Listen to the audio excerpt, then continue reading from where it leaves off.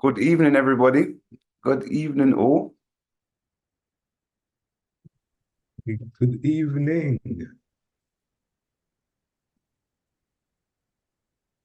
Yeah, how is everyone doing today?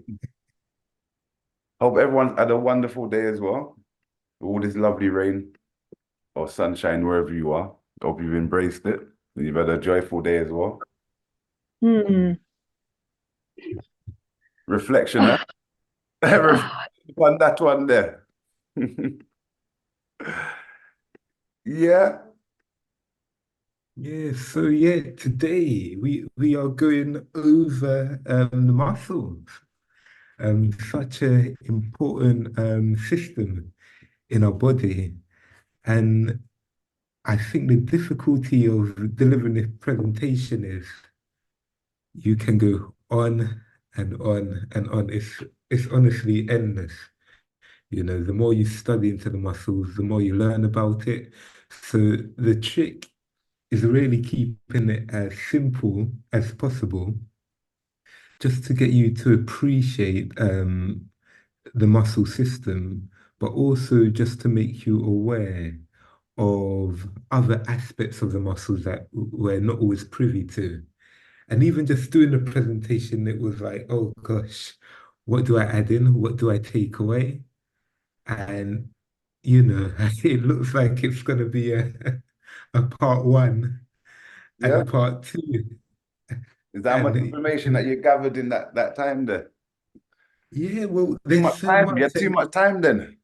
Yeah, it's a detail. It's a detail. The detail can sometimes, when you go straight into the theory and you go into hardcore theory, the detail sometimes is not always practical and relevant. Yeah, Just getting a grasp of what the muscles is and simplifying it so you can apply it to, your daily life. That's really what learning and understanding is about. So yeah, so we'll go through the presentation. If you have any questions um, during or at the end or in the chat, please do let us know, and then we will try and answer it to the best of our abilities. So what I'm gonna do, just quickly, just make sure I've got my presentation up and I can share it. And I'm gonna share it. yeah. It's been a little while since I've been on the Zoom. That's And it good. looks like some of the buttons have changed a little bit. So Yeah. when I put share Okay. screen, yeah, some of the buttons have changed. Let me see. Share screen. Oh, no, that's the one. And hold the shift. Oh, okay. It looks like Zoom allows you to share multiple screens at once. And then slideshow. Well, we can see everything. All right. All right. So what we'll do, so I'm just going to talk about basically what are muscles, the type of muscles there are, and then going a little bit more into the anatomy of the muscles, looking a little bit more deeply into their makeup, their structure. And then only from understanding their makeup and their structure are we able to understand how they work and just touching on a little bit of, the types of damage that the muscles can sustain. And some of the information you will be able to draw a parallel from other presentations. So I haven't gone into so much detail today about what can go wrong, because then we're talking about the whole inflammation cycle, and we can open a whole different pathway up into different types of muscle injuries and what we can do. So the idea today is just to give a good overview, just so we can develop our awareness and understanding of the muscles. So what are muscles? So yeah, that is a simple question. So anywhere you look, muscles are basically what produces movement in our body. And a lot of the times when we're breaking down the muscles, we break them down into skeletal muscles, and this is what I'll talk about more. Then you've got your smooth muscles, and with the smooth muscles, your smooth muscles are basically the ones that are, within our organs helping movement. So, for example, when we're swallowing food, it's the smooth muscles that are helping to push the food through our digestive tract. And then we've got cardiac muscle. There's only really one cardiac muscle, which is the heart. And again, it produces movement in our body. So when we're looking at the muscles and talking about the muscles, we're basically talking about a system that produces movement. And I'm just going to quickly check my charges. Yeah, so it's basically anything that produces movement. And a lot of the time where we look at muscles and we associate it with the color red. And the reason why muscles are red is because we've got, so much blood vessels going in and out of this system. And the reason for this is because we need the movement of blood, we need the transport of oxygen to help to give the body and the muscles the energy to move, which we'll touch on a little bit later on down the line. So we've got our three types of muscles. So we've tested knowledge on them after. So we just got to think of skeletal muscles. Um, and these are the muscles that produce the movement in the body, our big gross movement. These are the muscles that hold our posture. Then we're looking at our smooth muscles, the muscles that help us aid in digestion. Um, it lines up our organs and just helps to produce movement. And then we've got our cardiac muscle, which is only really referring to the heart. So, good. All right, so when we're looking at the skeletal muscles itself, yeah, the skeletal muscles do make up a large part of our whole body mass. And when you look at some of the research or the information, it says up to 40%.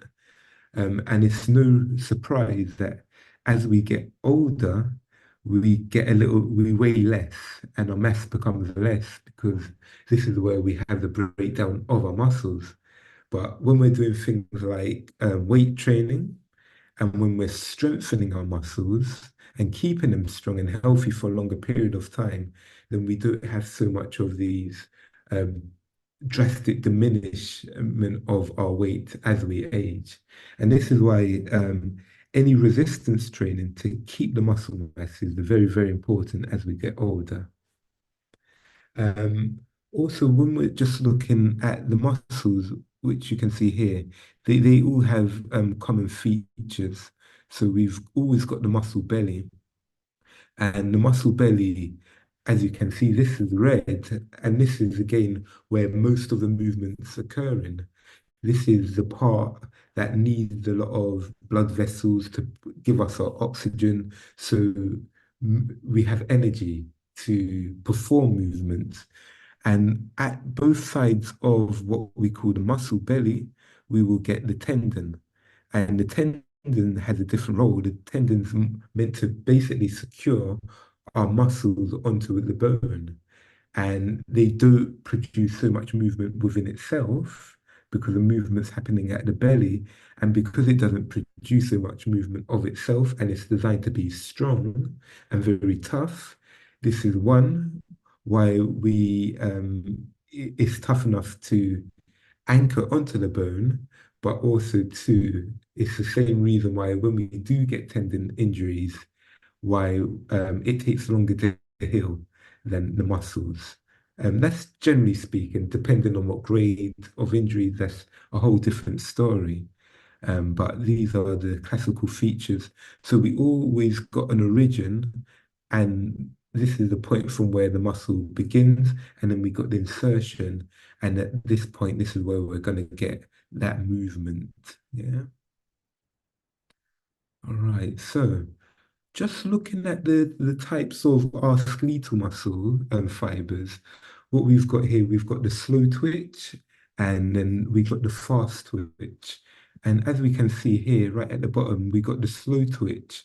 And the slow twitch muscle fibers, you can see there it's darker because these fibers are meant, they have a higher level of mitochondria, they have a higher level um, in terms of we need them to help us run further. We need them to be able to deal with consuming more oxygen.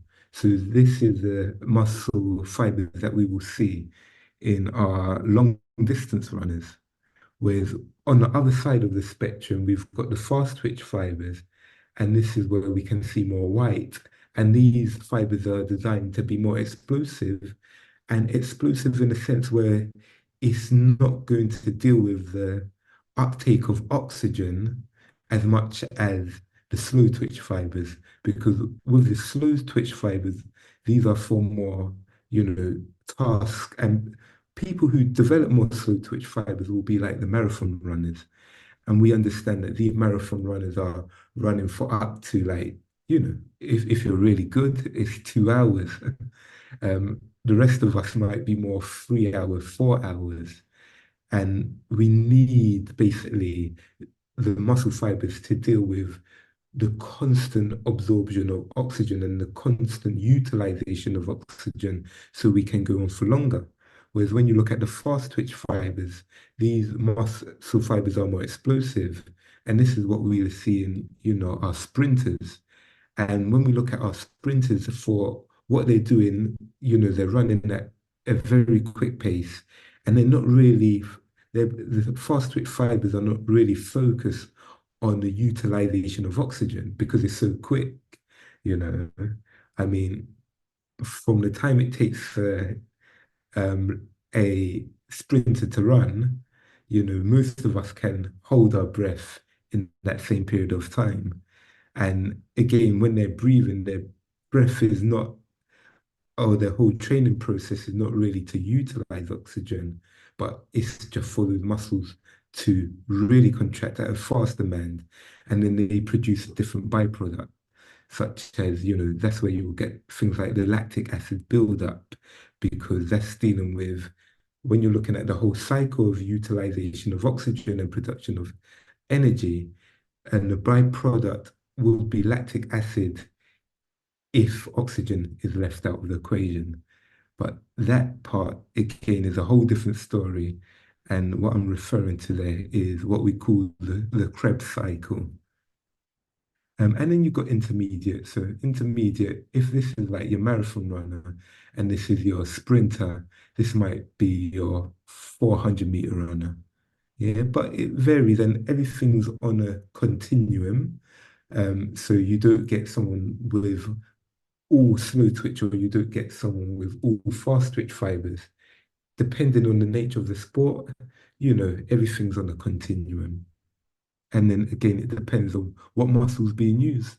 So you might find that let's say someone who's doing a lot of long distance running, they might have more slow twitch fibers in the leg. But then say if they're doing a lot of, push-ups and very explosive things in the upper body, you might find that they have a higher proportion of the fast twitch fibers. But let me go on. All right, so when we're looking at the muscle fiber, what we can see, this is a tendon attaching to the bone, but we can see layers and layers of different fibers, different aspects of the muscle. So, on a level where we could feel, we go, oh, this is our bicep muscle, we can feel it. And what we got here, we've got the muscles, let's use the bicep for example, and that's surrounded by the epimysium. Yeah. Then within the biceps, within the bulk of the muscle, we got like fascicles. And within the fascicles, they're surrounded by what we call the perimysium.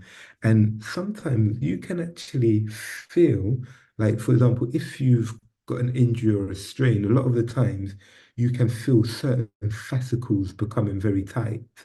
And this is what we would work on just to release it a little bit. And then within this, you've got the endomysium, and then the endomysium is what's surrounding a muscle fiber. And then when we look at the muscle fiber in greater details, we can see there's myofibrils within it. And within these myofibrils, we can see the actin and myosin filaments.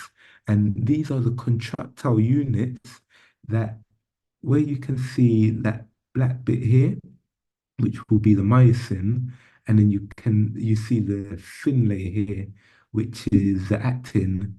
The heads of the myosin will pull these fibers together inwards to the center, and that will cause the muscle being contracted. But what I'm going to do on the next slide, I'm going to play a video, and it's just going to help cement that information. I'm going to walk you through the structural levels of organization in the muscle, starting from the whole Hopefully muscle everyone can and hear then that. walking you all the way down to the myofilaments, actin and myosin. So this is our whole muscle. Whole muscles are wrapped in a layer of connective tissue called the epimysium, which is a dense, irregular connective tissue. Then each whole muscle contains many individual bundles. Those bundles are called fascicles, and they are wrapped in a layer of connective tissue called the perimysium, which is also dense, irregular connective tissue. The fascicles are full of their own individual bundles, and those bundles are the muscle fibers, which are actually muscle cells. You also might hear them called myocytes because myo means muscle, cyte means cell. And they are wrapped in a layer of connective tissue called the endomysium, which is irregular connective tissue. So it's a loose connective tissue, whereas the other ones are dense. All right, now because these muscle fibers are cells, underneath the layer of connective tissue, underneath the endomysium, is going to be the cell membrane. Now, these myofibrils of connective tissue inside of a cell. And it's here where these myofibrils that contains the actin and myosin fibers that will slide across each other. Yeah, so this is just a nice video just to explain that. I'm going to walk. Okay. So here again, when we're looking at sarcomere, it's basically what they refer to as the smallest unit of a muscle fiber. And what you can see here, you can see the depiction of the actin, which is the thinner filaments, and the myosin. And what's happening here, we've got different components of that, where the thick filaments and the thin filament, both sides of them, will be pulled closer together. And as they're being pulled closer together, that's actually what's causing the contraction. And then, we label different parts of the sarcomere, but the detail of that is, yeah, it's for interesting reading. But if you get the concept of the muscle fibers sliding together to produce a contraction, that's the most important thing. I'm just going to show you in a little bit more kind of zoom into that. So what we've got here, so this is well, we're thinking of, oh, how deep do I go? But again, it's interesting reading. But the most important thing is just understanding that a sarcomere is the smallest unit of a muscle cell, which creates that contraction. And what you probably won't see here, but if I go back a little bit, what you'll be able to appreciate is these are layered, all throughout the muscle.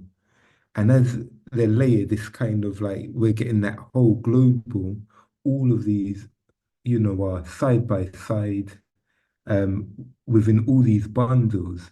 And what we get here, if I go even further up, actually, here's a good example. What we get here, we will get both sides contracting towards the center line. Yeah. And then you get different layers. So there might be a part here, a sarcomere here, for example, and that will be getting shorter. Then you've got another sarcomere here, and all these layers will be getting shorter and shorter, all pulling towards the center. All right, so let me go on. And yeah, In a relaxed muscle, actin and this is just showing what I'm talking about in greater detail. So if we had to look at the images here, we can see that this is a thick filament, and that's referring to the myosin here. And these parts are the thin filament, which is actin. And these are the heads of the myosin, and they're basically pulling the actin the molecules closer together. So I'll play this very short video. relaxed. In a relaxed muscle, actin and myosin myofilaments lie side by side, and the H zones and I band are at maximum width. During contraction, the actin and myosin myofilaments interact. The actins are pulled toward the center of each myosin myofilament. As a result, the sarcomeres shorten. In the fully contracted muscle, the ends of the actin myofilaments overlap. The H zones disappear, and the I band becomes very narrow. Yeah, so yeah, that's just explaining that. Okay, so in terms of when we're looking at the movement requires energy, and the muscles are going to get that energy from what is known as ATP. And when we're looking at this ATP molecule, it's basically a production of our mitochondria, which is basically there stored and transported basically for that quick energy release. So every time the muscle's at rest, the store of the ATP through this whole Krebs cycle and through this chemical reactions that's happening, it's basically building up its store. And then as we begin to contract the muscles, especially as the muscles are getting more fatigued, then the store of the ATP diminishes, and then it needs time to recover. So the best way you can kind of imagine this happening is if we're in a gym, let's just say we're working a biceps, and we've just started the gym, and then we started curling all the weights, and let's say we've done 10 repetitions, and then, we fatigue the muscles, and we can't actually get up to the 15th rep because our muscles are fatigued. Basically, at this point, the ATP within the muscles would have been depleted. But now, as we're resting, the ATP through the chemical reactions that are happening in the muscles, they can begin to build up their store. And from that rest period, we might be able to do another 10. But the longer that we do that activity, basically what's happening is it's becoming harder and harder to replenish our stores. And ATP production is based on, not just rest, but also to do with how much glucose we have in the system, how much oxygen we have in our system. But primarily, when we're looking at ATP, we're looking at energy, and that being the provision of energy for our muscles to make a contraction. All right. This is just a blown up picture of the actin and the myosin. And again, it's a little bit of detail of how the myosin head is actually binding to this troponin site. But again, all we need to focus on is how these heads, once they're supplied with the right energy store, how they're pulling the actin fibers closer together, which you can see here, to again create that contraction. So when we're looking at muscles, and when we're looking at what can go wrong with muscles, is the whole point of muscular movement is to exert a force. And a lot of the time when we're doing that activity, our muscles are put under tension, and from that tension can create movement. So for example, if I wanted to walk up a hill, um, I will lift my foot up, and then there will be a certain amount of tension that's placed in my ankle. There will be a certain amount of tension placed in my knee. So even just getting up from a chair, so just to keep everyone moving, even if we try this, if we get up from the chair, just standing, just normally standing from the chair, we might not be aware of the tension that's generated in our body. But then, if I was to say, okay, now let's get up from a chair very slowly, at a very slow pace, then we might begin to feel the tension build up in the ankle. We might feel the tension build up in the hamstrings. And this tension is to help support the muscle from where we can continue moving from.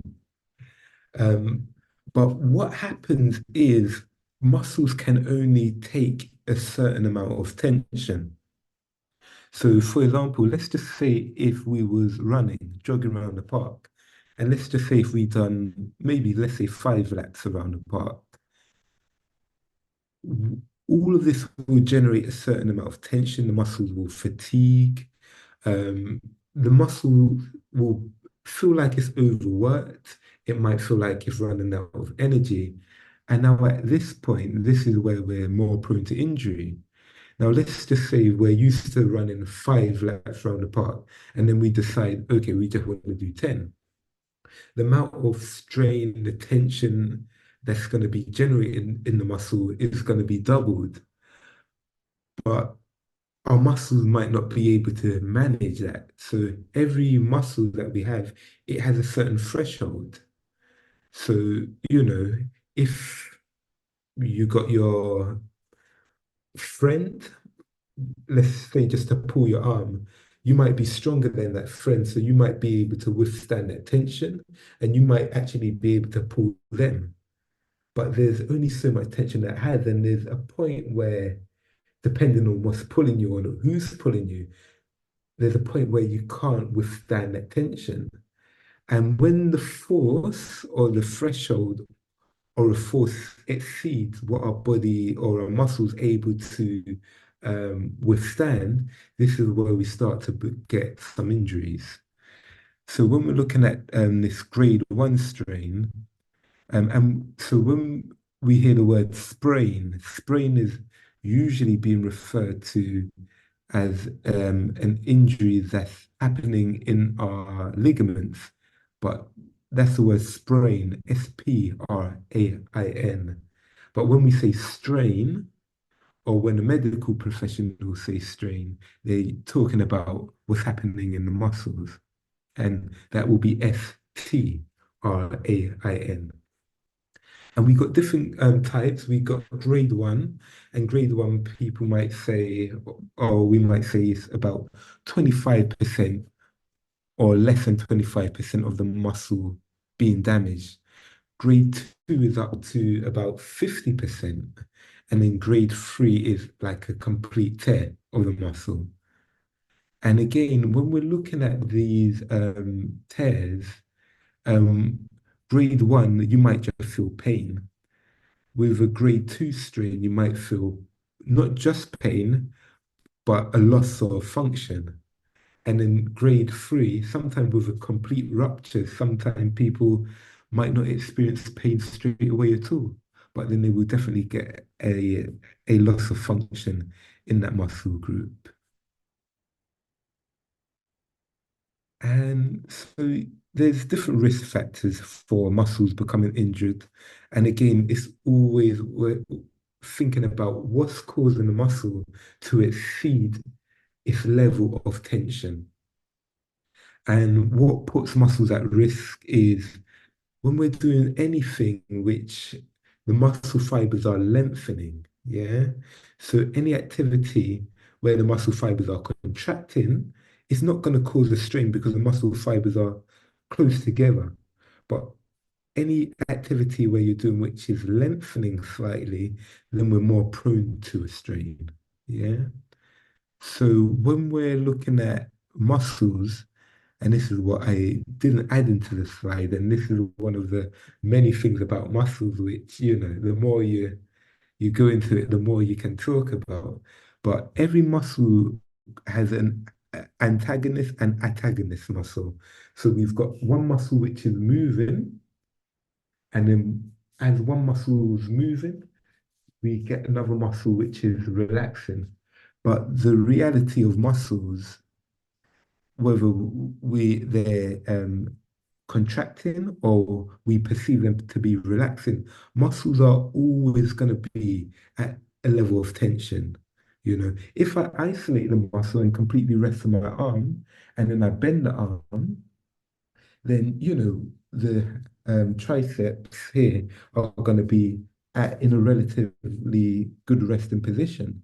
But if I'm holding my arm up now and I'm doing that same movement, the triceps are still working a little bit because they're not just dropping down. But if I hold it up, they're still going to have to work and interact. And so where we see this very common, we see this maybe in running. So as I'm extending my leg, yes, my quadricep muscles are contracting, but on the other side, my hamstrings are still working. They're still contracting because they need to provide the stability, but they're just contracting in a lengthened state. And this is what is known as the eccentric activity. And a lot of the time, the muscles that are working eccentrically, where they're contracting and lengthening, they're at higher risk of injury. And again, it depends on the nature of that activity you're doing. Muscles that cross more than one joint, again, is also prone to injury. So, for example, let me see if I can get up my app just to give you an idea. And if I share my screen, new share. Here it is.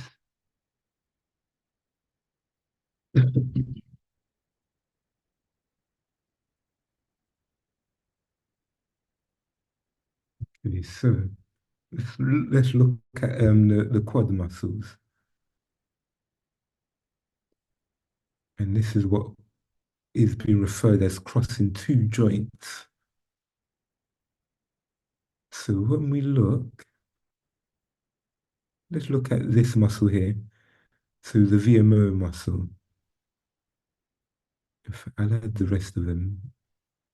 So when we're looking at these three muscles, these are the three quad muscles. What we can see is that they cross this joint. It's not really showing a good depiction because I've not added in the patellar tendon. Let's see if it will add in. Oh, there it is. So we're just going to ignore this muscle here. And I'm going to see. Yeah. So what we've got is these three muscles, and they're all coming and converging and into this patellar tendon. And what we can see, can you see? Sorry, it's harder to navigate on this computer here. But what you can see these muscles as they converge and make up the patellar tendon.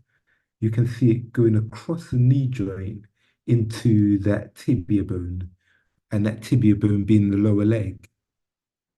So this is a muscle that only are crossing one joint, but a muscle as part of the quadriceps that will cross two joints is the rec fem. And this muscle not only crosses the knee joint, but it also crosses the hip joint. Yeah. So this is the hip, and this is where it crosses, where the others are based primarily on the femur bone. Yeah. So compared to the other muscles of the quads, this rec fem muscle is at more prone to injury. And yeah, so that's kind of a basic run through of the muscles. Again, when we're looking at the whole, and we will touch on this in the future when we go and talk about the nerves. But when we're looking at, again, that whole muscular contraction, when we're looking at the sarcomeres contracting, that's again a very small part of it. You know, there's a whole other story before that. And then that story is starting from the brain. The next story is going across, going down your nervous system. Then there's the interplay of the nervous system and the muscles through the sarcoplasmic reticulum. So it can, yeah, get quite technical. And then again, yeah, we can go on so many different levels. And we haven't even talked about the fascia. So even when I quickly go back, even when we're looking at, let me quickly share this one.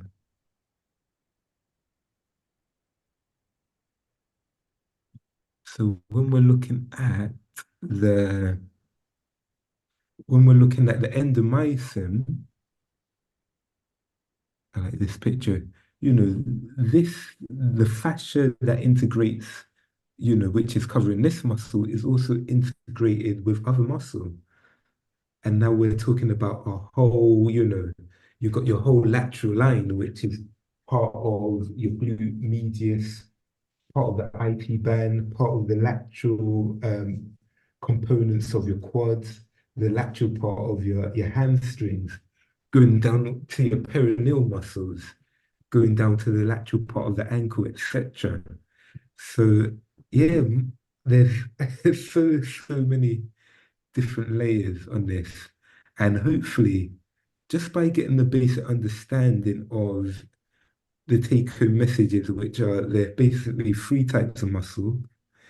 We've got your smooth or involuntary muscle fibers, which helps with the movement of your bowels, etc., your gut, your esophagus.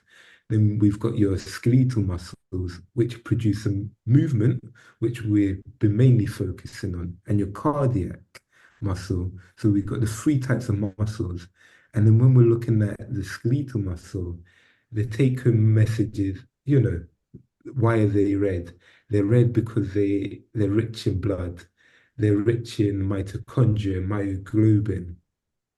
They're rich in a sense where it needs to absorb oxygen and utilize the oxygen. Then we got our different muscle fibers, our fast muscle fibers, our slow muscle twitch muscle fibers, and therefore different activities. And we can train them and utilize them more depending on what we're trying to get better at. So if we're doing endurance running, we're not going to be doing sprinting. Or if we're doing trying to get muscle more explosive, we're not going to be doing slow movements, which is going to focus on the utilization of oxygen. So there's so many different layers and components of the muscle, and it's just keeping things simple. So, you know, in the future we can build upon it and get you to understand it in a different way. But I know what Sahu's going to touch on is going to, you know, touch on the things that are not always seen in our textbooks in the mainstream. What I gave you there is kind of a small version of a muscle 101, you know, and that information is widely available out there if you're interested in further learning. But when we're looking at the muscle system, it's so crucial in terms of it produces movement, and but it has so much of a whole other level of maintaining our well-being, because when we age, when we become stiff, when we become more inflexible, you know, that really reduces our quality of life. We start developing pains, we start developing all these unnecessary things that we don't really have to go through. But if we understood how the muscles work and what we should do to keep them healthy, that's the most important thing to do. So yeah, hopefully that was interesting enough. And if you have any questions, you can ask them quickly now, or we'll ask them all at the end. And thank you, Christos. A nice overview of the muscles and the various structures. Give me a chance because we're going to be touching it again in a few moments. So that introduction really bring clarity to make it easier to understand when we go a bit deeper. We're not going to go too deep. We're just going to keep the whole process as introductory as possible. Mm. And really, it's to expand our awareness, our perception. Expanding our awareness to gain a deeper perception of things. And sometimes we just have to compare stuff to understand something. And when we can compare and we see similarity, then from that similarity there, then we can actually take a few pointers and improve a system. So that's what really we're gonna touch on. So it's brilliant to get the overview of a muscle, what's going on, different types, the three structures, the three main types, should I say, and the importance, the main important ingredient, what Christos mentioned a few times, which is the all-important blood. Another thing, which is really just as important, but we'll go through it in a few moments because there you go, because I'll be going ahead of myself.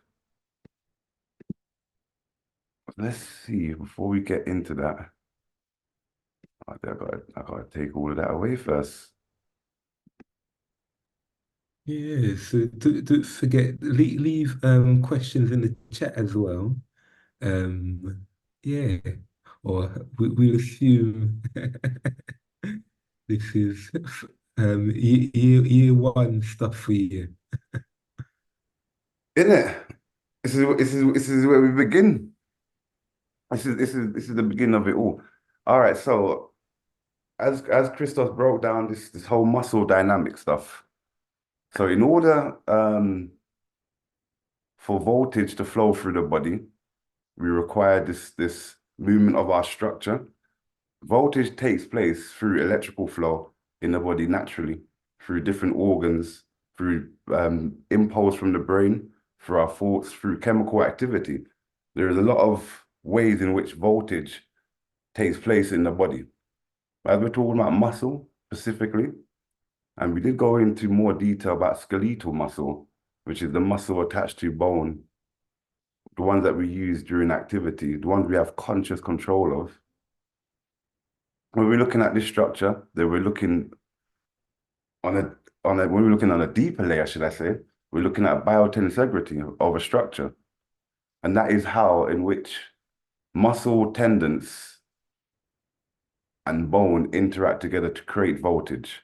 But when this takes place, when voltage happens, we require a place or a storage place for this voltage to take place in.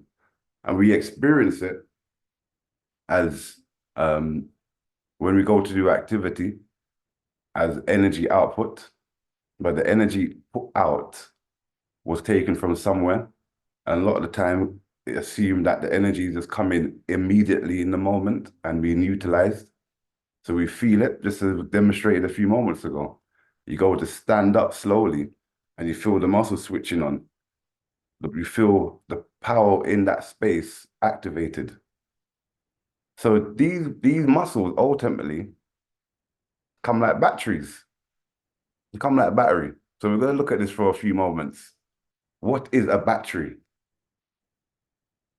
So this structure when we're talking about a biotensegrity structure, is a structure that can form and deform, a structure that when it is compressed at any location, it would lose shape and then recreate shape.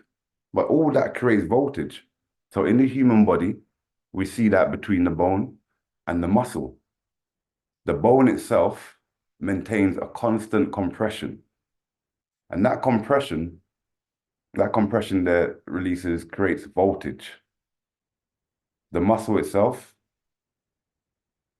is, when it's creating activity through contraction, it creates tension on the bone.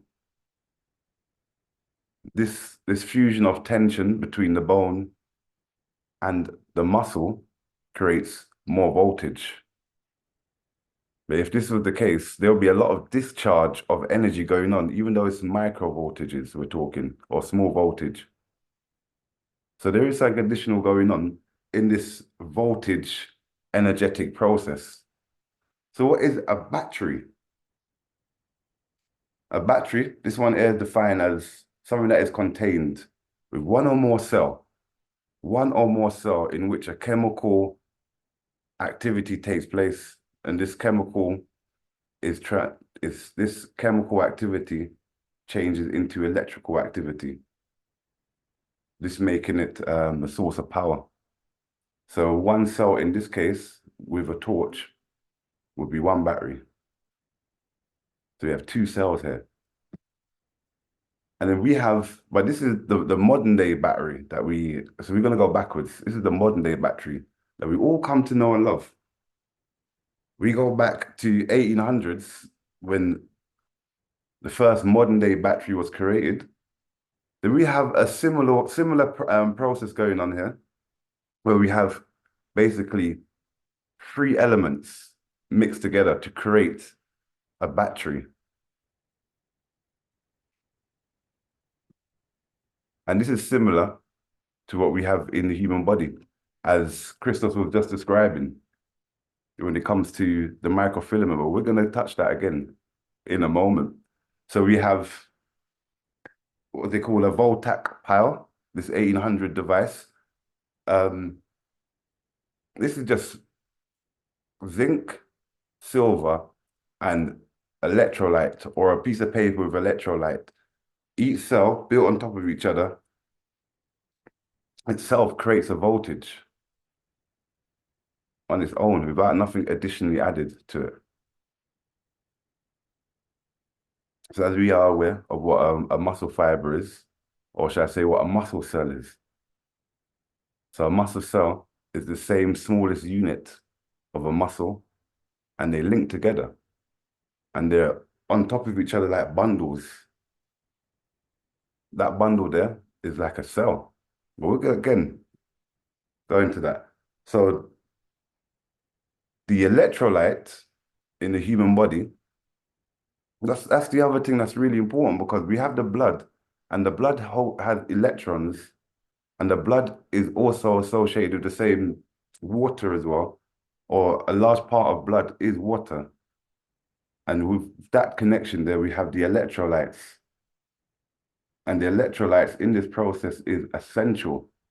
So even in our dietary practice, the taking in of adequate electrolytes, or the right balances of salts in our body, not just the sodium, a variety, but the magnesium, potassium, or just a nice blend, about 99.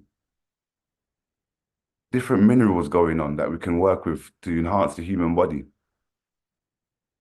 So still looking at this concept of a battery. So in the old world, we had the djed, and the djed itself has a similar format, where you have two different elements with another element in between to divide it, to allow the flow of energy. So there are not many, when you search for a djed pillar that looks functional, let's say, there's not many where you see they look like especially when you understand how the process works. But there is a strong correlation with the way in which the science operates of a diged, multi-layered. So you would usually see it multi-layered in colors, but they're just pictorial depictions of something like this, which is still not in its full form, this image on the far left. But it has a wonderful connection to how a Voltac power looks. So we're just gonna watch a brief video on a Voltac power to understand how simple this is. It's about 2 minutes. A strip of paper, fold it several times and cut it once. Now that we have all needed pieces, we're ready to start our pile. Yeah, so there you have paper, thin paper, copper, and zinc. So the logic is that we have copper, electrolytes, and then put the zinc disc on the other side. This is one electric cell, and it is measured to produce 0.64 volts. Now, if we create a bunch of them, then we should have a fair amount of voltage to power a single strip of LED lights. First, we put down on the table a small piece of aluminum sheet to insulate the pile from the rest of the environment. Okay, this will take forever. As you can see, I repeat the same steps. I first put a copper disc, then a paper full of electrolytes, and then a zinc disc. I repeat it several times so we get a fair amount of voltage. Yeah, so he repeats that until he gets a lovely stack of them. An LED strip. Now I'm going to put the positive side of the circuit to the copper and the negative one to the zinc disc. We need to make sure that the paper discs are soaked enough to carry enough electrolytes, but not drip water through cells, because then our battery will short circuit eventually. And this is the moment of truth. It sparked. And that was it. You see, I might have spending too much time creating the pile, and the paper discs got dry.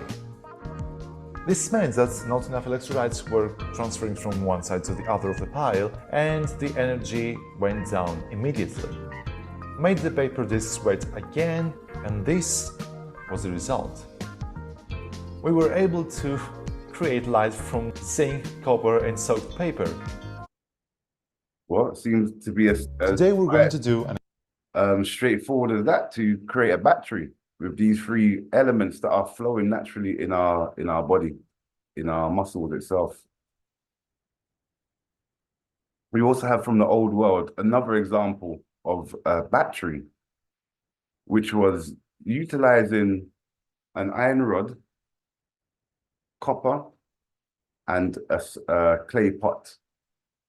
This form of battery is quite interesting though. I'm just gonna play this brother here. It's about 2-3 minutes where he describes this in a very, very, very good way.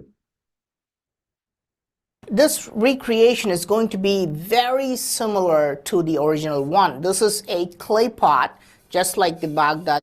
Yeah, so a Baghdad battery is these little clay pots that were found outside, in Baghdad itself. About 2,000 years ago, they are estimated to be from about this time period there. Battery jars. And here is a copper cylinder, and I'm putting an iron rod. Now the only difference is that between the copper cylinder and the iron rod, I'm putting in a cork stopper. Now the ancient Baghdad battery had bitumen. I couldn't find bitumen, but the only reason why this stopper exists is to separate the copper and the iron, to make sure that these metals don't touch each other. So the choice of the material does not really matter. But this is the only difference between the ancient Baghdad battery and what I'm doing now.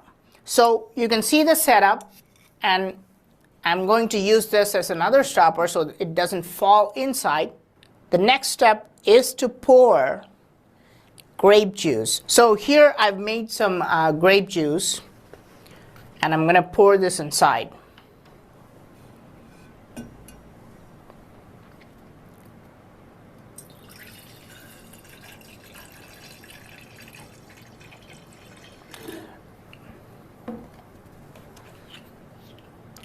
And then we're going to put the whole thing back into the jar. Now, the copper will act as a positive terminal, and the iron will act as a negative terminal, and the grape juice will be the electrolyte. Now, believe it or not, once you add the grape juice, you can actually hear the chemical reaction. But we're not here to just hear the chemical reaction. We want to see how much power is produced from this battery. So let's hook this up to a voltmeter and see how much electricity is produced. Remember, I've already shown you an ancient Indian battery. This was about 5,000 years old. It was invented by sage Agastya. That battery was capable of producing 1 volt. Let's see what this battery does. Now, the beauty of the Baghdad battery is that everything is available naturally. Clay was available, and copper and iron are naturally available, and anybody could make grape juice. This is really what we need to make the Baghdad battery. So if we hook up the voltmeter to the Baghdad battery, now I can see that this is producing more than 0.5. Yeah, so that produced approximately 0.55 millivolts, half a volt, which is for the use of a battery, in powering an appliance or to energize a product. We're going to need quite a few of them, and he shows later on where he gets 12 of them, and it's unable to fully light actually the same LSD, LDS little light that was shown a moment ago. But the interesting thing about this is the voltage that's created, which is the 0.50 or 0.55 volts. And I'm unsure if anyone here even knows the significance of that voltage range. Yeah, anyone know the significance or the Hey importance guys, of that?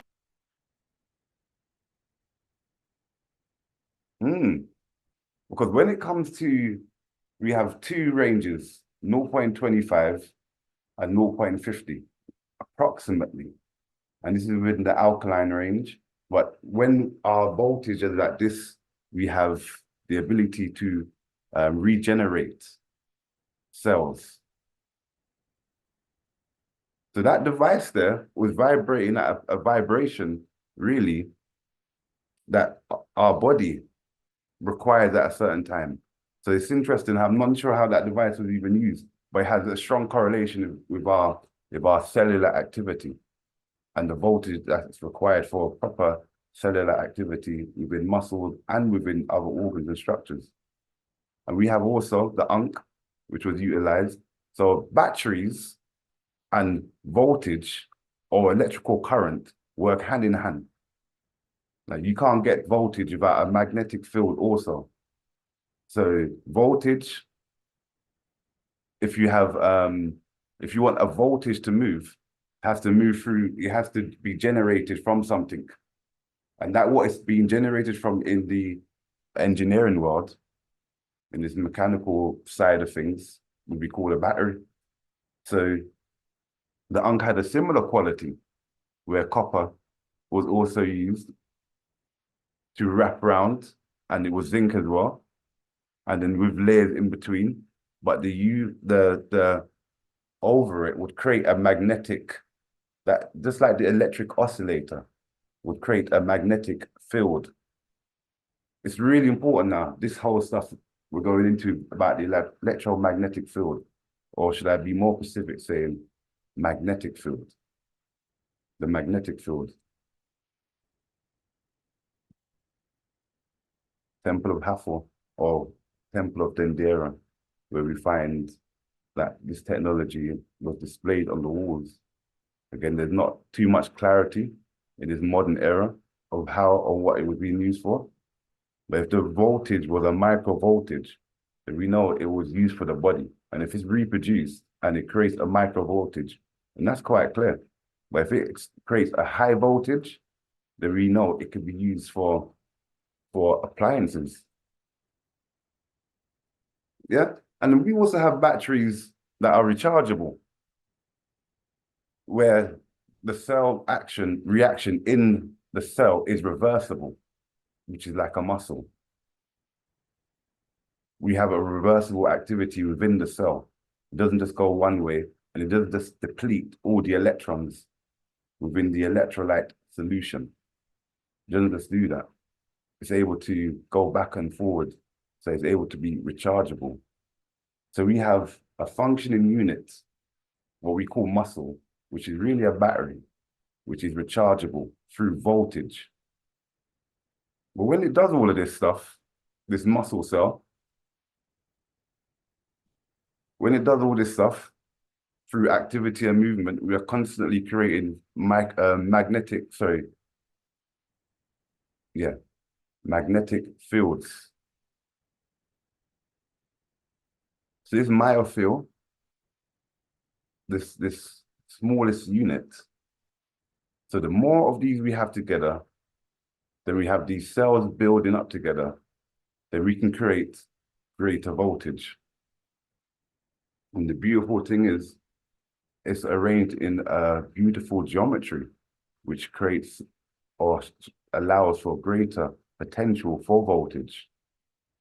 This honeycomb shape, as everything is laid out in this biotensegrity manner, which means that the structure is able to contract under tension and create voltage in a stable manner, under contraction through compression through tension. So if we have an injury, that tear in the tissue takes away the compression, can make tension depending upon how the tissue is reknitted. If we're exercising and we're doing activity and we're allowing our muscles to contract and relax through the full length of the range of motion, then we're generating the full potential of that muscle there. It gives that muscle the ability to actually store more energy to do work. And we're aware of this. Just now, this sliding filament theory has entered into an additional way to look at it. That all these muscle cells all together is just one battery we're looking at. We've got loads of batteries around the whole body.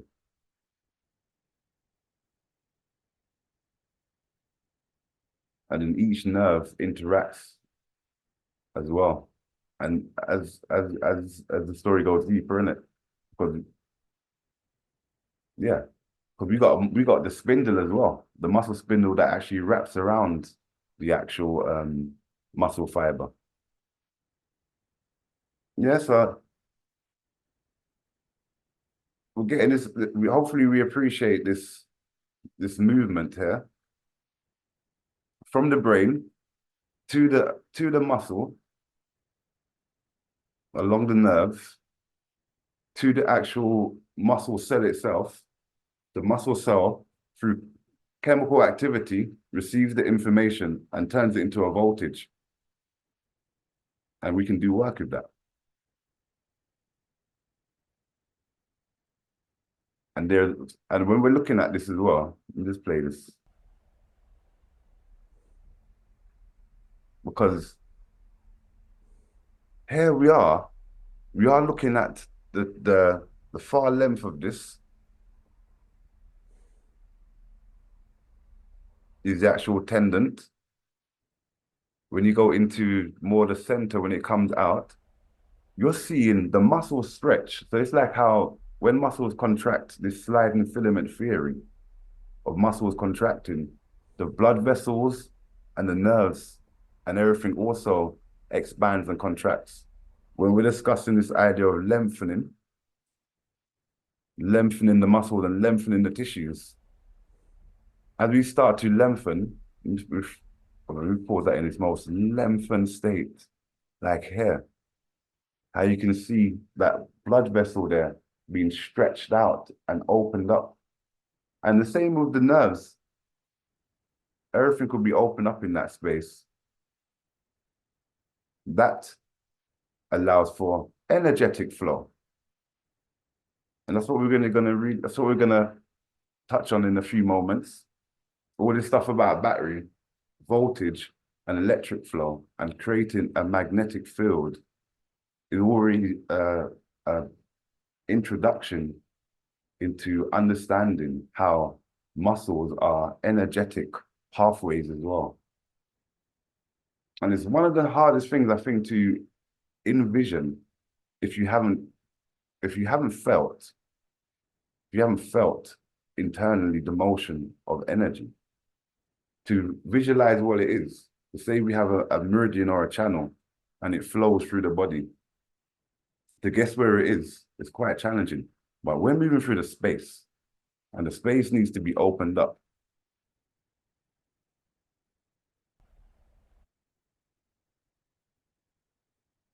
So every muscle produces a magnetic field. Every muscle.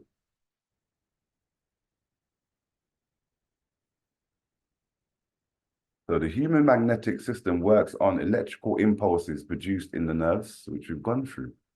These impulses arise because of electrical charge difference in the neurons. The ions and electrical charge produce a weak current in the human body. And these weak currents are magnetic fields. Basically, that's what we described a few moments ago. So these magnetic field lines, well, you know, we see a lovely depiction of these lines around an object expressing its field. When you're looking at it from a schematic point of view, and you're trying to understand the way in which it's moving, the spin or the rotation, and we would understand this to say that muscle don't feel too good, or it feels injured, or it feels weak, it feels tired, it feels lethargic, it feels really healthy, it feels vibrant.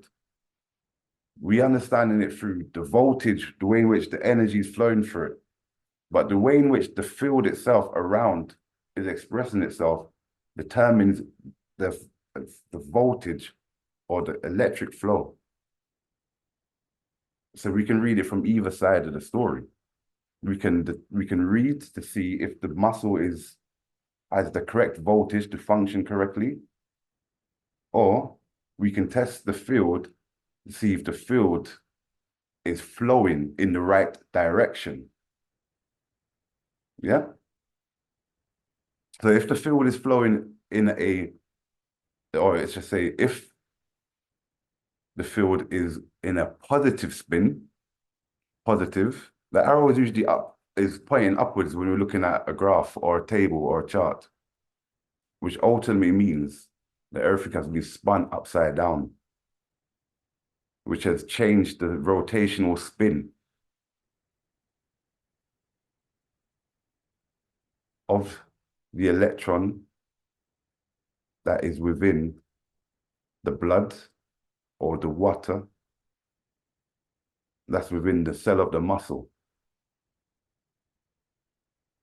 And if it's a negative spin, which is what we say, can we say a normal way?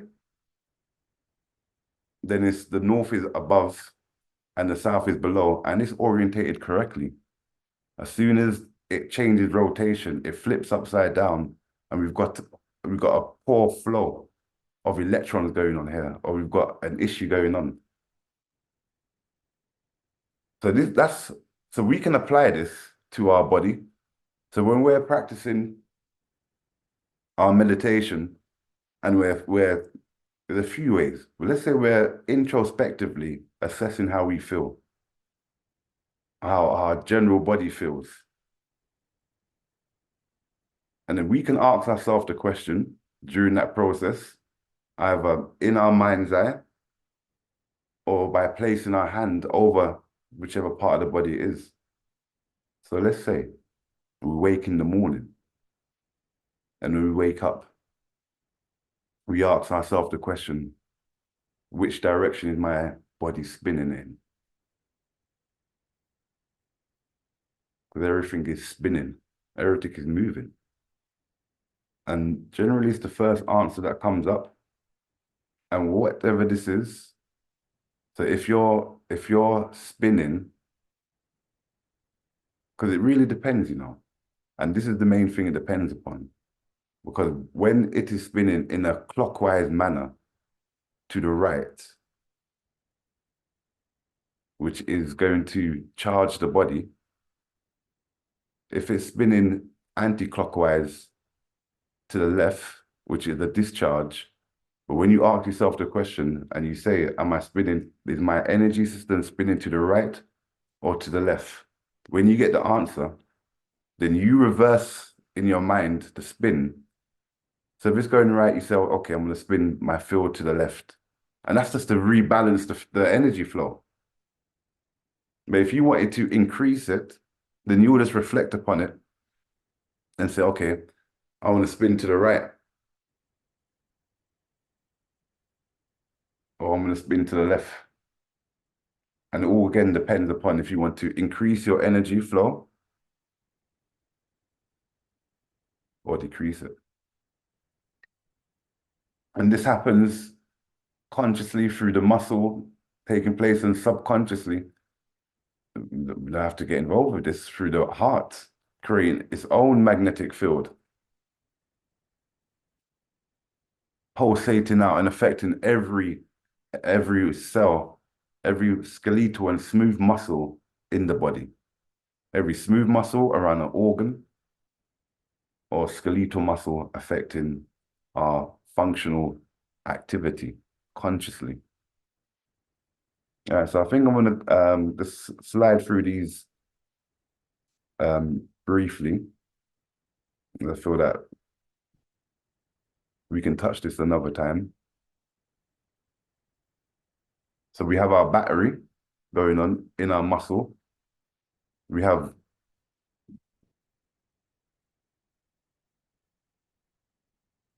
various meridians that are present through the body. And these are found not too deep into the muscle. So the location of them when you're finding or looking for the meridians are generally within the muscle, But when we're looking at our extraordinary vessels, some of them are internal as well. So it's not penetratable in this way here. It's an internal one. Like the thrusting, like the penetrating meridian. So those I just showed were the 12 meridians. These are the 8 meridians, these 4 and these 4. And this penetrating meridian is one of the 8 meridians. And just like what Christos was describing just at the end of what he was talking about, how we have meridians that travel laterally along the body. So we have the linkage going on between all these batteries along this line. Let's look at this lateral line for a moment. And the points are like main cluster points of the battery formation. We will call them in anatomy, like anatomy trains or anatomy lines, where all structures continue. And then you have terminals or you have train stations where you can have you can increase the healing potential in that place there, but also an area where it's more likely to be injured or to be sensitive in those terminals or those points, which are also called acupuncture points or acupressure points. Nadis, I believe as well, they're called. Mama points, quite a few different names. It operates upon the same system here of appreciating that we have this voltage flow taking place, and we have these terminals where each battery is connecting to another battery, and there can be a disconnection in that space there. And it's this flow between batteries, or this flow between the muscles, that's connecting each muscle to the next in line. It's this whole process here is how we're observing energetic flow along a muscle. So it's similar as this one here. This is the last one we're going to actually touch as we're looking into this whole energetic flow. So we looked at muscles already from a point of view of physical activity and what it does to generate work, which is through generating energy through voltage, and everything is done. But when we're looking at a whole energetic line now, really we are again looking at all these different muscles. So we're looking at, in this case, from the inner calf through the adductors, through the hip muscles, lower back muscles, coming up through the diaphragm, connecting through to the neck. And this is on both sides. But this whole linking from the inner to the front of the body is a potential of functional use, which we again would call an anatomy line. So this would be called the front, because in anatomy training we have two. We have the front line, superficial, and we have the front line, deep. We have superficial and deep. And this is very similar to our superficial line of connection from one point to another. So you can affect or treat any point along this and resolve an issue somewhere else. But there may be just a station that's blocked up or jammed up. We just need to reinvigorate that battery there, or that power pack. That power pack. So when we're testing as well, when it comes to this whole line, the magnetic field along the line will vary. If there is a part where a battery or something isn't functioning correctly, or a muscle is not functioning correctly, there will be a magnetic field fluctuation as a result. And that can be tested through using a pendulum, where you can place the pendulum over the area and ask the question, which way is the positive, a good flow of energy, which is a bad flow of energy, or which, if you know what is left and right, then you ask the question, okay, left is good flow, right is bad flow, and you wait. You can ask the question however you desire. From your mind, you can ask the same question and be patient and wait for the answer. And it's all because the muscle itself has a magnetic field that we can utilize. All right, I think we are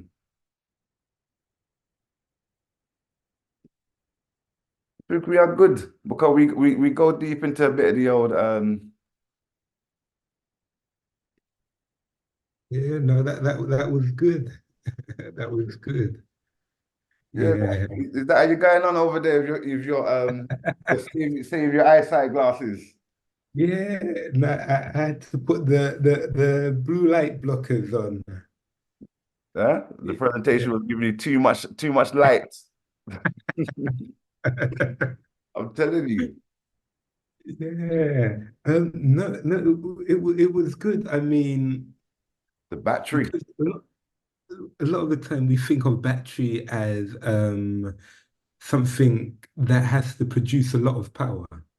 Mm.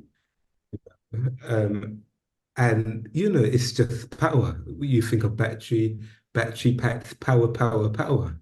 So it was actually good how you demonstrated, especially in ancient times, how batteries was something that was, so simple to Simple, make. simple technology. Mm-mm. And it is, again, bringing back the attention to the voltage and how Before you say that, because I want Mhm, to keep that thought. Because what it made me think, yeah, everybody can make one of those in their home. mhm. Everyone can make. Go on, say the thing about the void, but everyone can make it at their home. Yeah. Well, you about, when we're looking at is it 0.25? We got the 0.25, and I believe that's where everyone's cells Maintenance. are at normal voltage. Yeah, yeah. And then Maintain. we've got the 0.50 or 50, which is the cells kind of regenerating itself. Yeah, yeah. So Cellular then, regeneration. yeah, if their battery is of that same voltage, and we haven't got so much of the evidence of all the other technologies in terms of, you know, we couldn't see so much of a light bulbs there. Maybe Yeah, they had light bulbs, but we couldn't see other devices so much which they would have used for the batteries. yeah. It's either that or whatever they was using the battery for were hidden as history went along. Well, this is it. There's so much stuff that's been hidden from the 1800s when it comes to technology. That whole World Science Fair period when it was going Mhm, around the world, so much science was shown, but a lot of that science you never see again after that. mhm, mhm. So all that could be a part of it because some of their stuff looked extremely advanced. I know it's more connected. That Yeah. whole 0.50, as we know, in a lot of time when we're looking at the ancient world, they are looking Mhm, at it from a esoteric, spiritual way, holistic manner. And the fact that it can create you know how hard it is to um to invest in a machine that can create that voltage, like that 0. Even though it's 0.556, you're gonna have to find the right solution because that was grape juice you used, the right mhm, solution. Because they mentioned that wine was also found in these containers in these jars, but the right solution to get the 0.50. That those machines are like 5 grand okay. to get a machine that does 0.50 millivolts. Like it's okay to get and to get to the 0.25. But if you anything over a volt, yeah, £100, 50 quid, all depending. No, not 50 quid. I think like £80 going up.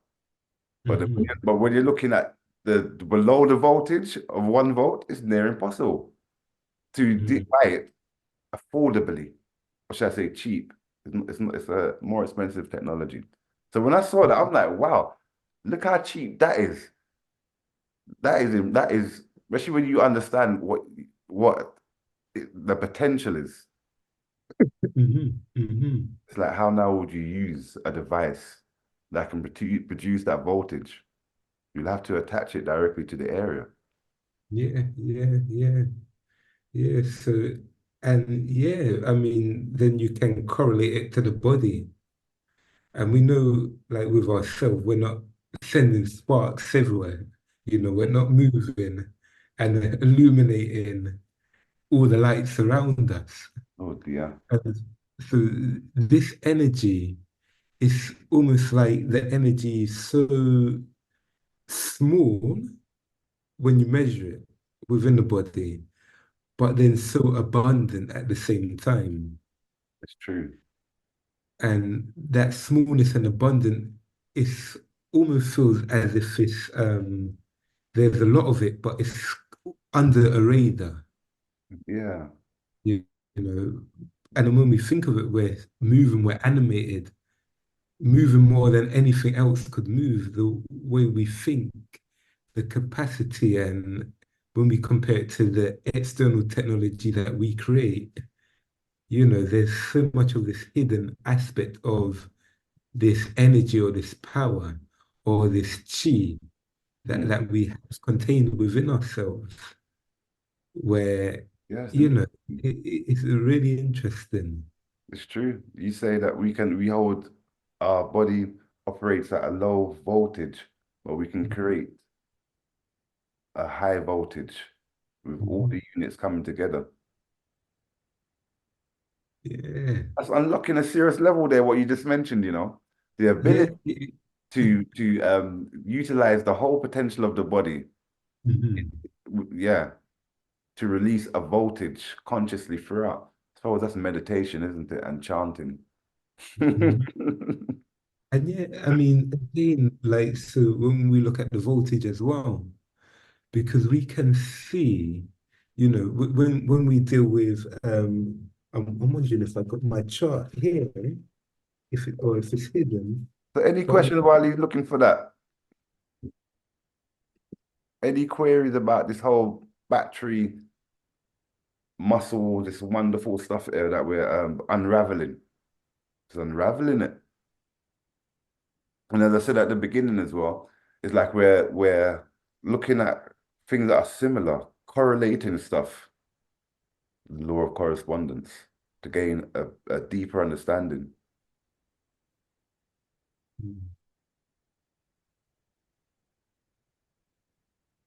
Yeah, man, 'cause there's so Um, yeah, go for it. yes, hello. Fascinating, Yes, Alan. fascinating subject. Yes, it really is. I'm going to have to look more into it though, because it's going a little bit fast, you know. So I'm going to look at the recording and pick up some points, you know. You, But you speed blitz that. yes, it is you know, hard to you know to keep in tune. But is is there where the muscles and the body can produce generate an electric current or a voltage or a milliamp or millivolt? Mhm. Um, is there a way that can be used to heal us? I mean, we know it can, but is there evidence that healing has taken place because of the 0.50 millivolts. Mhm. Yeah. And that evidence goes back to like 1800s. And there's been a few guys, you know, their names, I'm just gonna do this really quick. I'm just gonna do this really fast. But their names, I don't remember too clearly how to pronounce their name, but these two brothers, for example. All right then, Harold Saxon Blur. Okay, so this gentleman here, can you see that there? No, your background. I'm gonna have to take the background off. Oh, is that it there? Blueprint for Immortality. immortality. Yeah, Harold Saxon Burr. Yeah, Let's so see. he done a whole heap of research, Alan, on this particular topic, but he done it with frog legs. And then you got, I think I should find how to take this thing off. Let me just see if I can take this. Uh,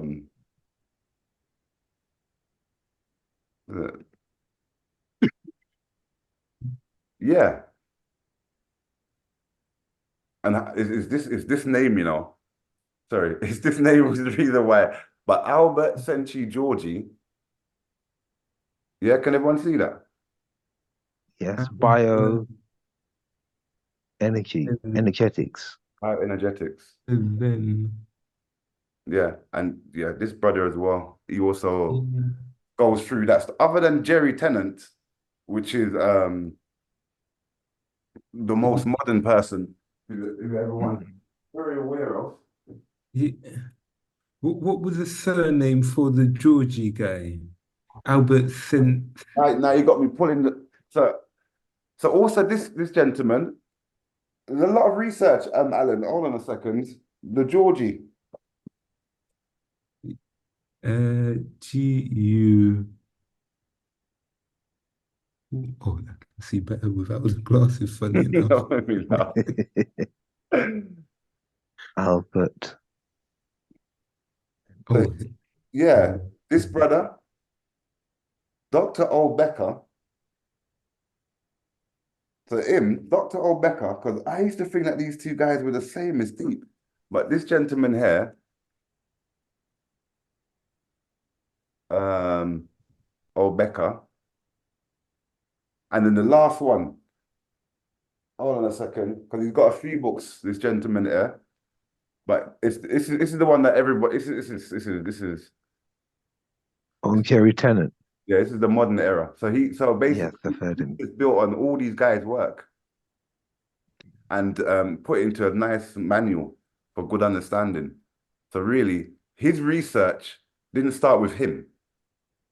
His research goes back through all these other guys and goes back further than that with the research. But this research here into electric and voltage and a magnetic field was for a long period of time um, after Tesla and Edison, that stuff was really shut down, and they controlled that tremendously, and that is because of Tesla's remarkable work, Edison not being able to benefit from it. This whole, what they call it, electric chair scenario, where somebody died or where they created electric chair to kill a person, proving that voltage isn't safe. After that event, that's when all this research went underground. And then it's only resurfaced properly back in the 90s. So it's about a good 80, 90 years where what we're talking about here about voltage, and is there any research about it? It was a good 90 years where it was controlled. It was just stopped because it was doing too much healing. It was too beneficial. Yeah, yeah. That was J.P. Morgan that was behind that. You see? Yeah, yeah. What it was is he set up a fake experiment where they cured an elephant to, it was that direct current versus AC. But then Tesla proved that it was fake because then he stood and he touched it with his own hands and let it flow through his body. So that disproved it. Yeah. The alternating current is safer than direct current. Yeah. The electric chair After is today's great presentation, it made me think about how alternating current reverses is similar to what you brothers mentioned about, with the muscle going back and forth. And then when you think about that, that's nature, polarity. And nature doesn't deal with one side of things. It always makes sure the swing of the left to the left is the same as the swing to the right. So it's a universal law. So when you see natural systems or any system in line with that, you can feel comfortable with it. It's not propaganda, it's nature. true. Yeah. That's why we always have to, especially with a lot of the information we get and receive, especially, the information I touched at the start, with the makeup of muscles, the more we see reality and the more we get new pieces of information coming through, we always realize that, sometimes what we thought we know is very different. Yeah. We're seeing so many different layers being added and it dispelling the old truth and the old myths. And that's like when we take it back to really understanding within ourselves, feeling, and we get a different appreciation. We know that the muscles are generating, whether we call it energy, prana, chi, we know it's generating something because we know every time we're moving, every time we're breathing and we're connecting the movement to the breath, we know we can do certain things, certain postures that will give us an abundance of energy.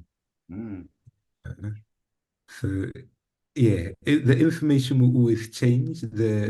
especially the textbook stuff, you know, the information that is a little bit more hidden away, a lot of the things that Sahu was going through, you know, this information is not always well appreciated out there amongst when you speak to certain healthcare professionals or speak to people with triple PhDs in physics and all of that, you know.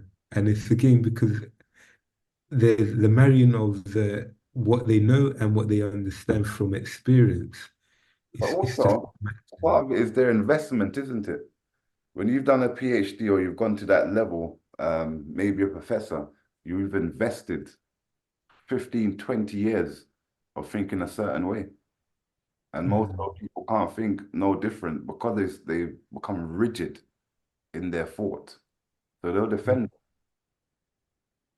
That is a problem with education, to become educated to such a degree that your brain literally gets edited.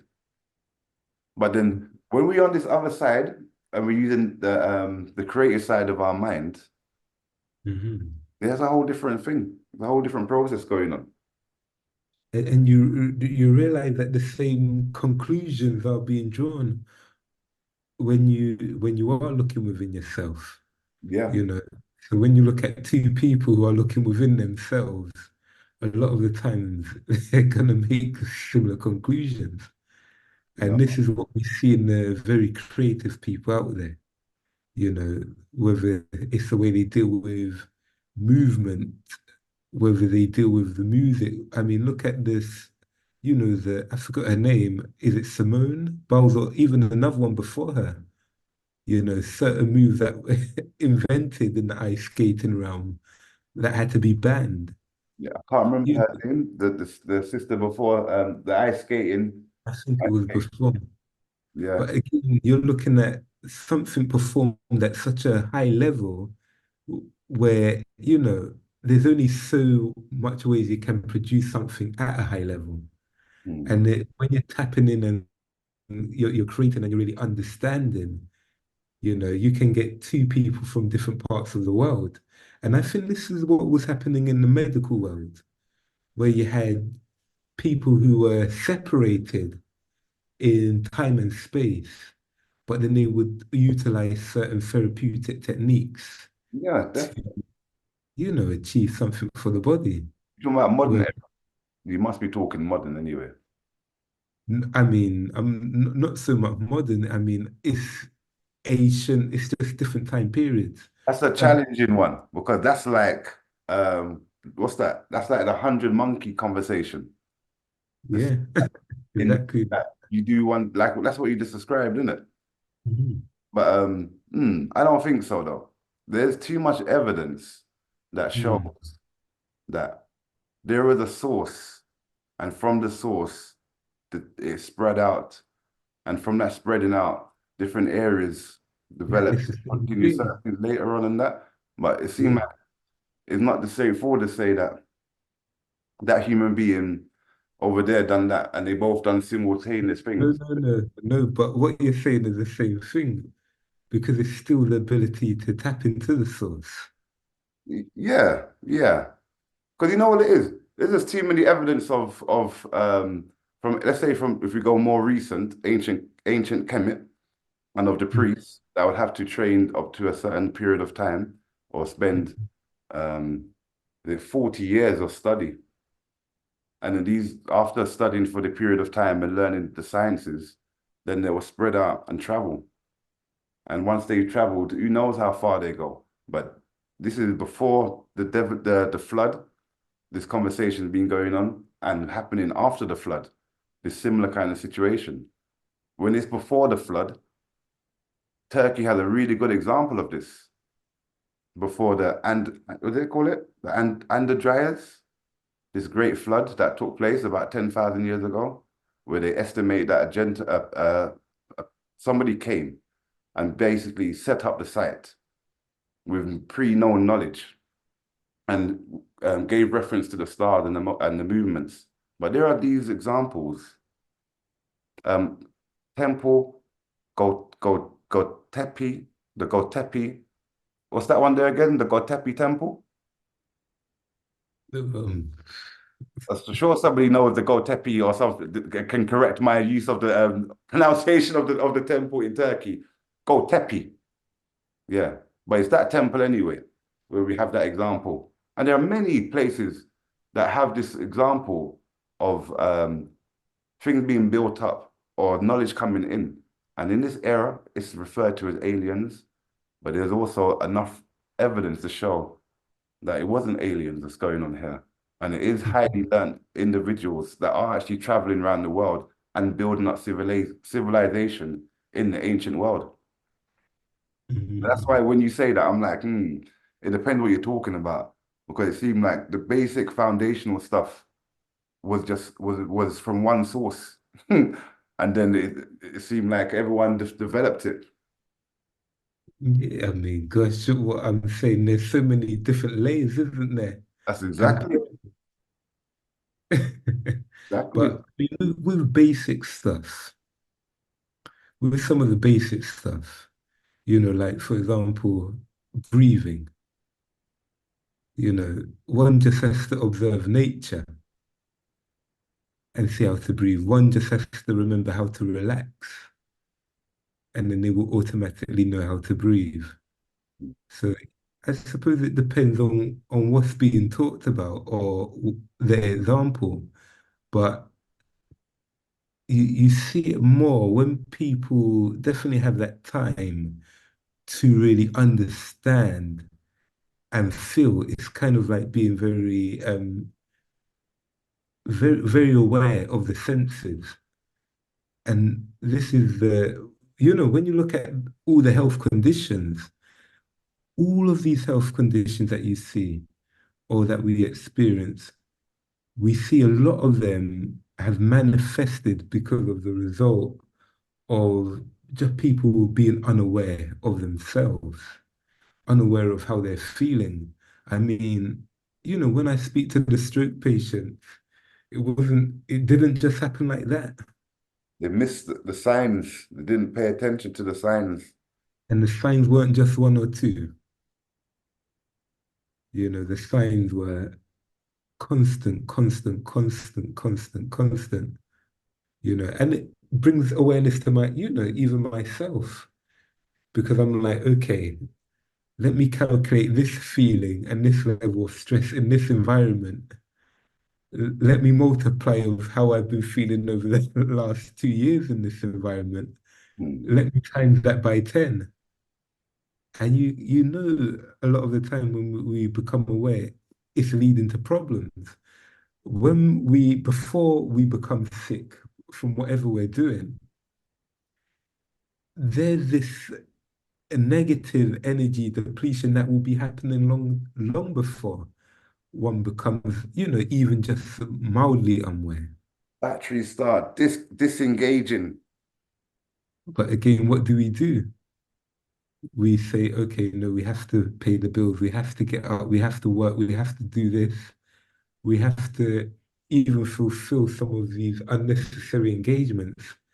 And then we become depleted. And then we're not recharging, then we become further depleted. And a lot of it is just that awareness of, again, our battery. But then as we're talking about the muscles, a lot of the time, some of the solutions are very simple as well. Some of the solutions might actually be walking and grounding in nature, doing certain practices in the morning, whether it's the Tai Chi, the yoga, doing certain things when, we're exposed to the red light therapy. So, Christoph, Mhm.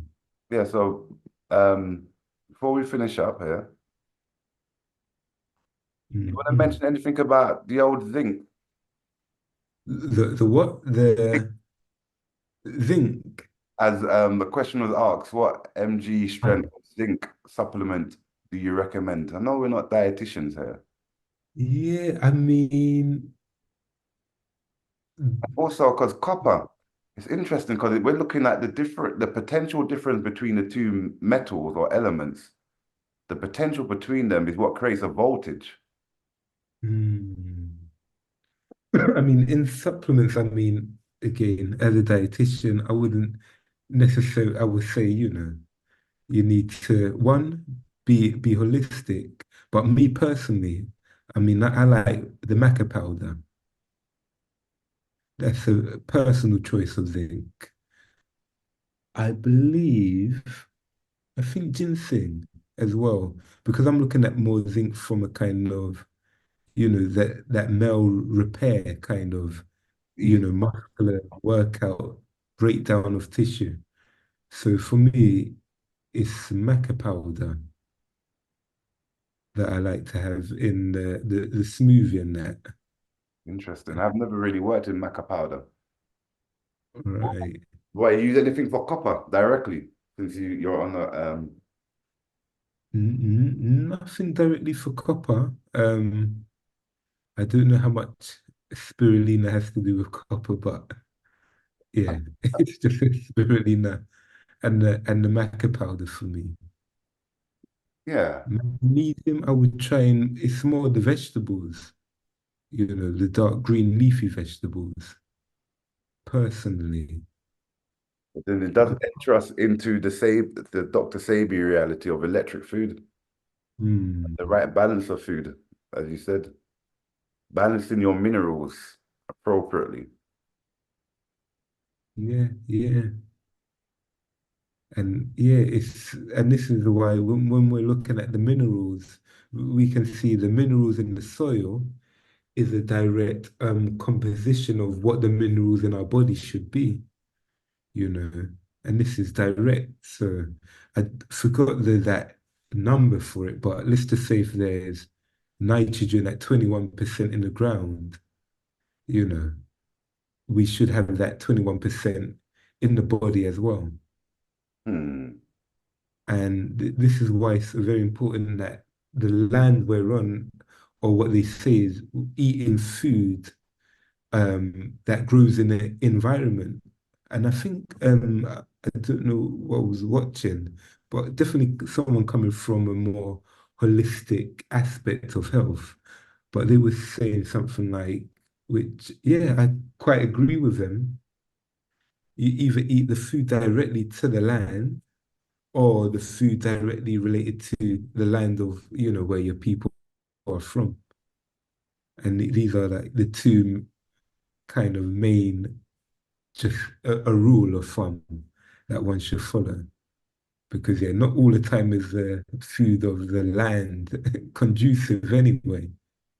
But where it is, yes, and where it isn't, no. And then sometimes a combination of the two.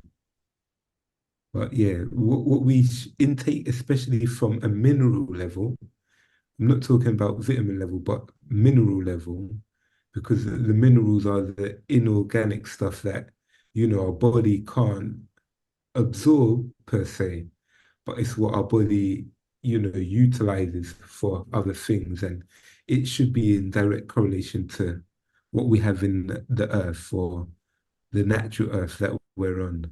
Mm-mm. That will make your field, your magnetic field, resonate with the magnetic field of that space there. Mm. Yeah, yeah. It's because internally you'll be vibrating with the earth at the right frequency. Mm. I don't seem like that's happening too well. No. Involvement with all the external food product or the Yeah. chemicals. Because I bought some oranges the other day, and I said to myself, "Wow, I forgot they soak whatever the chemical is, the Mm. orange in the chemical." I said to myself, "You can't get away from this stuff here." You forget sometimes how constant the attack is on food.